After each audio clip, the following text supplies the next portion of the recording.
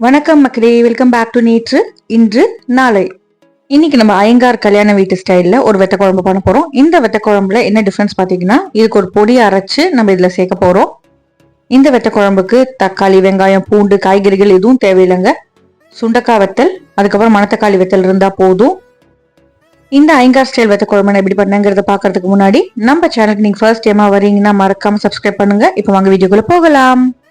சூடான சாதத்து மேல சுட்ட எண்ணெய் இல்லைன்னா நல்லெண்ணெய் சேர்த்துட்டு இந்த வெத்த குழம்பு சேர்த்து பிசைஞ்சு தொட்டுக்கிறதுக்கு ஒரு சுட்ட அப்பலாம் இல்லைன்னா ஒரு காய் இருந்தா போதுங்க. பிசைஞ்சு சாப்பிடும் போது சூப்பரா இருக்கும். அது மட்டும் இல்லைங்க, கட்டி தேசா கலந்துட்டு ஒரு தேசா எடுத்துட்டு நடுவில் குழி பண்ணிட்டு இந்த குழம்பு கொஞ்சம் சேர்த்து சாப்பிடும் போது டேஸ்ட் வேற லெவல்ல இருக்கும். யூஸ்வலா கல்யாணம் பாத்தீங்கன்னா 3 நாள் நடக்கும். 3 நாள்ல 4 வேளை சாப்பாடு இருக்கும். முக்கால்வாசி சாம்பார் இல்லைன்னா மோர் குழம்பு இருக்கும். அந்த மாதிரி சாம்பார் சாப்பிட்டு போர் அடிக்கும் போது கல்யாணத்துக்கு அடுத்த நாள் பாத்தீங்கன்னா இந்த வெத்த குழம்பு போடுவாங்க. ஆஹா, நாக்குக்கே உயிர் வந்த மாதிரி இருக்கும். ஸோ அந்த கல்யாண மெமரியில இன்னைக்கு நம்ம இந்த வெத்த குழம்பு பண்ண போறோம். இந்த வெத்த குழம்புக்கு முதல்ல ஒரு பொடி ரெடி பண்ணிக்க போறோம். கடாயில 4 டேபிள் ஸ்பூன் அளவுக்கு நம்ம தனியா விதைகள், அதாவது மல்லி விதைகள் சேர்த்துட்டு ட்ரை ரோஸ்ட் பண்ணிக்க போறோம். எல்லாமே ட்ரை ரோஸ்ட் தான் பண்ணிக்கணும். இந்த மல்லி விதைகள் கூடவே 1 டீஸ்பூன் அளவுக்கு வெந்தயம், 3 டேபிள் ஸ்பூன் அளவுக்கு தோரம்பருப்பு சேர்த்துக்கலாம். அப்படியே ஒண்ணுக்கு மேல ஒன்று சேர்த்துட்டே வரலாம். 1 டீஸ்பூன் கடலைப்பருப்பு, 1 டீஸ்பூன் அளவுக்கு கடுகு சேர்த்துக்கோங்க. திக்னஸ்க்காக 1 டீஸ்பூன் அளவுக்கு நான் பச்சரிசி, 1 டீஸ்பூன் கருப்பு மிளகு சேர்த்துக்கிறேன். உளுத்தம் பருப்பு கொஞ்சமாக தான் சேர்க்கணும், இல்லைன்னா ரொம்ப குழம்பின்னு வரும். அதனால 1/2 டீஸ்பூன் உளுத்தம் பருப்பு, 1 டீஸ்பூன் அளவுக்கு ஜீரகம் சேர்த்துக்கலாம். இது எல்லாத்தையும் நல்லா வறுத்துக்கோங்க.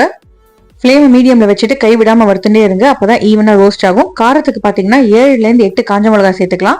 மிளகாவோட அளவு உங்க வீட்டு காரத்துக்கு ஏற்ற மாதிரி நீங்க அட்ஜஸ்ட் பண்ணிக்கோங்க. பருப்பெல்லாம் நல்லா பொன்னிறமா மாறுற வரைக்கும் வறுத்துக்கணும். பச்சையா இருந்தா உங்களுக்கு குழம்போட வாசனை மாறிடும். நல்லா வறுப்பட்டதுக்கு அப்புறமா ஒரு பவுல்ல எடுத்து வச்சு ஆற விட்டுருங்க. ஆறுனதுக்கு அப்புறமா அப்படியே மிக்சி ஜாருக்கு மாத்திட்டு உங்களால எவ்வளவு ஃபைனா அரைக்க முடியுமோ அவ்வளோ ஃபைனா அரைச்சிக்கோங்க. மிஷின்லாம் தேவையில்லைங்க, அப்படியே வீட்டுல மிக்சியில அரைச்சிக்கலாம். ஒரு தடவை அரைச்சு ட்ரை பாட்டில் எடுத்து வச்சுக்கிட்டீங்கன்னா அதுக்கப்புறம் எப்பெல்லாம் பண்றீங்களோ அப்பெல்லாம் யூஸ் பண்ணிக்கலாம். அரைச்சதுக்கு அப்புறமா இந்த பொடியில கொஞ்சமா மஞ்சள் பொடி, உப்பு சேர்த்துட்டு மறுபடியும் ஒரு தடவை பல்ஸ் பண்ணிக்கோங்க. முன்னாடி நீங்க உப்பு சேர்த்துட்டீங்கன்னா அது சூட்டுக்கு தண்ணி விட்டுரும். அதனாலதான் கடைசியா சேர்த்துட்டு ஒரு பல்ஸ் பண்ணிக்கிறோம். இப்போ இந்த பொடி அப்படியே ஓரத்துல இருக்கட்டும். நம்ம குழம்பு பண்ண ஆரம்பிச்சிடலாம். குழம்பு பண்ணுறதுக்கு முதல்ல சுண்டக்காய் வெத்தல், மணத்தக்காளி வெத்தலை நம்ம வறுத்துக்கு போறோம். கடாயில 2லேருந்து 3 டேபிள் ஸ்பூன் நல்லெண்ணெய் சேர்த்துக்கோங்க. எண்ணெய் சூடானதும் ஒரு கைப்பிடி அளவுக்கு முதல்ல சுண்டக்காய் வெத்தலை வறுத்துக்கலாம். சுண்டக்காய் வெத்தல் நல்லா கருப்பா மாறுற வரைக்கும் வறுத்துக்கணும். இந்த குழம்புக்கு கட்டாயம் நீங்க நல்லெண்ணெய் தான் யூஸ் பண்ணுங்க, அப்பதான் உங்களுக்கு ஆத்தென்டிக் டேஸ்ட் கிடைக்கும். சுண்டக்காய் வெத்தலை நல்லா கருக வறுக்கலைன்னா உங்களுக்கு கசப்பு வந்துடும். அதனால நல்லா வறுத்ததுக்கு அப்புறமா இதை தனியா ஒரு பவுல் எடுத்து வச்சுக்கோங்க. இப்ப பாக்கி இருக்கிற அதே எண்ணெயிலேயே ஒரு கைப்பிடி அளவுக்கு மணத்தக்காளி வெத்தலையுமே நம்ம நல்லா கருப்பா மாறுற வரைக்கும் வறுத்துக்கு போறோம். நல்லா வறுத்தீங்கன்னா கசப்பும் தெரியாது, வெத்தலுமே நல்லா கிறிஸ்பியா இருக்கும். வெறுமே நீங்க அப்படியே எடுத்து சாப்பிடலாம். இப்ப இந்த வெத்தல்லாம் பாத்தீங்கன்னா உப்பு போட்டும் கிடைக்கும், உப்பு போடாமையும் கிடைக்கும். நீங்க உப்பு போட்டு வெத்தல் வாங்குறீங்கன்னா குழம்புல அதுக்கு ஏத்த மாதிரி உப்பு சேர்த்துக்கோங்க. நான் உப்பு போடாத வெத்தல் சேர்த்திருக்கிறதுனால நான் குழம்புல தனியா உப்பு சேர்த்துக்கிறேன். இப்ப பாக்கி இருக்கிற எண்ணெயில சின்ன பீஸ் அளவுக்கு பெருங்காய கட்டி சேர்த்துக்கலாம். 1 டீஸ்பூன் அளவுக்கு தோரம் பருப்பு, 1/2 டீஸ்பூன் கடுகு சேர்த்துக்கோங்க. இதுலயே சின்ன சிட்டிகை அளவுக்கு வெந்தயம் சேர்த்துக்கலாம். இப்போ உங்களுக்கு எண்ணெய் போடலன்னா நீங்க இன்னும் கொஞ்சம் எண்ணெய் சேர்த்துக்கோங்க. பருப்பு பொன்னிறமா மாறினதுக்கு அப்புறமா 2 காஞ்ச மிளகாயை உடச்சிட்டு இதுல சேர்த்துக்கலாம். இது கூடவே நான் கொஞ்சமா கருவேப்பிலை சேர்த்துக்கிறேன். ரோஸ்டட் தோரம் பருப்பு பாத்தீங்கன்னா குழம்புக்கு நல்ல ஒரு ஃபிளேவர் கொடுக்கும். பெருங்காய பொடியோட பெருங்காய கட்டி யூஸ் பண்ணுங்க, அப்பதான் வாசனை நல்லா இருக்கும்.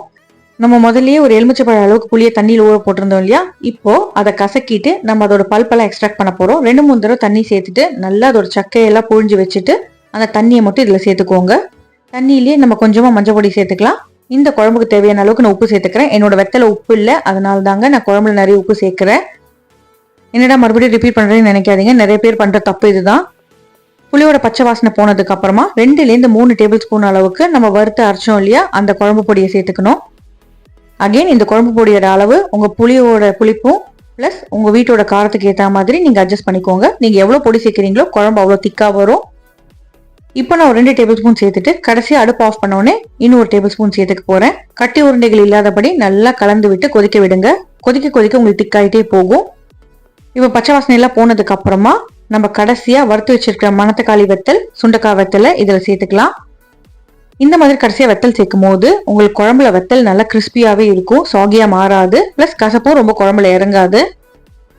நல்லா கொதிக்கட்டும். கடைசியா நம்ம மிளகா பொடியை எண்ணெயில தாளிச்சு சேர்க்க போறோம். இந்த மாதிரி மிளகா பொடி தாளிச்சு சேர்க்கும் போது குழம்புக்கு நல்ல கலரும் கிடைக்கும், பிளஸ் ஒரு ரோஸ்டட் ஃபிளேவரும் கிடைக்கும். அடுப்பை ஆஃப் பண்ணிட்டு 1 டீஸ்பூன் அளவுக்கு பச்சை நல்லெண்ணெய் சேர்த்துக்கலாம். இது கடைசியாக ஒரு ஃப்ளேவருக்காக தான் சேர்த்துருக்கோம். உங்களுக்கு ஸ்வீட்னஸ் பிடிக்கும்னா நீங்க ஒரு சின்ன துண்டு வெல்லம் சேர்த்துக்கலாம். நான் இன்னைக்கு வெல்லம் சேர்க்கல, என்ன புளியோட ஸ்வீட்னஸ் எனக்கு கரெக்டா இருந்தது. கடைசியா நான் 1 டேபிள் ஸ்பூன் அளவுக்கு நம்ம வறுத்து அரைச்சி வச்சோம் இல்லையா, அந்த பொடியை சேர்த்துக்கிறேன். கடைசியா அந்த பொடி ஃப்ளேவர் தூக்கி வரணுங்கிறதுனால தாங்க நான் இப்போ சேர்த்துருக்கேன். நல்லா கலந்து விட்டுட்டீங்கன்னா நம்மளோட வெத்த குழம்பு ரெடி.